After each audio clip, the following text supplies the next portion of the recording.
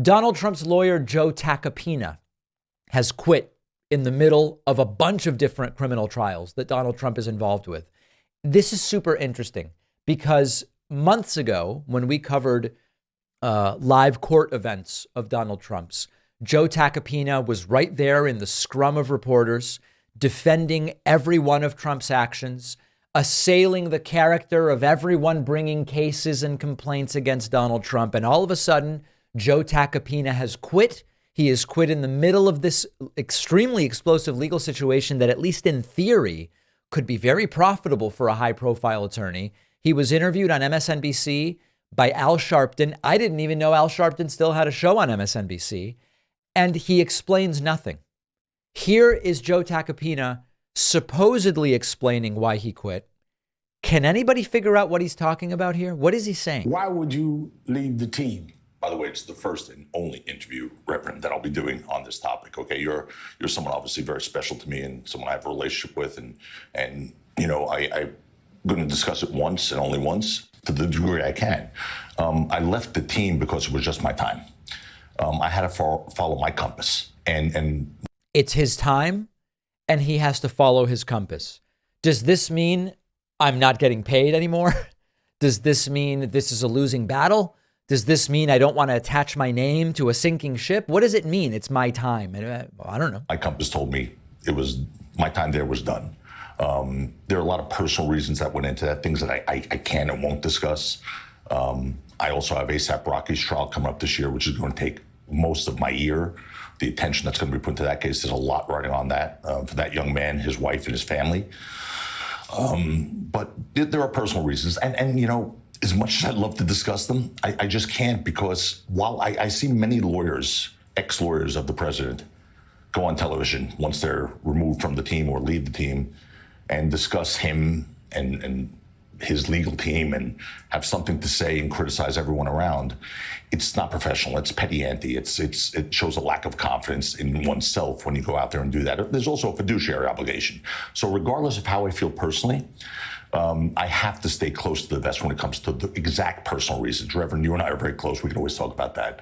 But I just don't want to be like the lawyers who do things that, in my opinion, make them look very bad and violate what an attorney's privileges mean to a client, whether you are with the client or no longer with the client, whether you like the client or don't like the client. But I just had to follow my compass, and it was my time.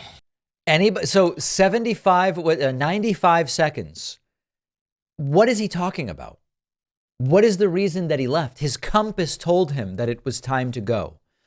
It's very strange. And he continued talking, by the way, about the serious nature of the cases against Donald Trump, which is also interesting to hear. That case doesn't excite me. That case is not something I think is one of the strong cases. The Manhattan DA's case that I was on, I don't think that's a strong case. There's other cases. There's Georgia, there's Washington, D.C. You think some of them are strong cases? Those are serious cases. The two federal cases are serious cases. And I think they're not to be taken lightly. Let's put it that way. So what do we think is going on here? It doesn't seem like it would be as simple as Trump stopped paying Tacopina's legal bills. He says he has this case defending the artist ASAP Rocky, which I imagine is lucrative, but he's saying it's actually more personal reasons, which he's not able to speak about, but they relate to the case. Because if they were personal reasons that didn't relate to the case, you could say, you know, there's someone in my family who is sick, and I have responsibilities to that. That doesn't violate attorney-client privilege the way he's talking about. That doesn't go on to assail the character of the defendant, Donald Trump, or of others on the legal team. So when he says it's personal reasons, but he doesn't want to violate privilege and he doesn't want to go and attack anybody who's involved in the defense, it seems to me that that doesn't really make sense. They must be personal problems that he has with someone. So it's a very interesting development. Tacopina, you know, his reputation is mixed depending on who you ask. He has a great reputation as an attorney in terms of getting results for his clients.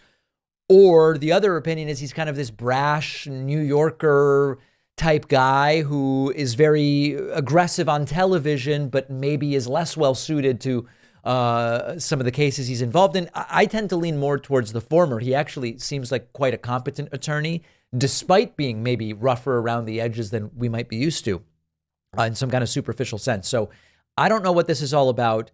It is very interesting. We know that Donald Trump regularly loses lawyers, struggles to find lawyers for a number of different reasons. Will we ever know the truth? Maybe not. Can we speculate that it has something to do with the complete and total chaos of working with Trump and the other attorneys that are sometimes surrounding him? We could probably assume that unless we find some evidence to the contrary. But Joe Tacopina, after seeming like he was going to stick with Trump to the end of this sordid tale, is gone.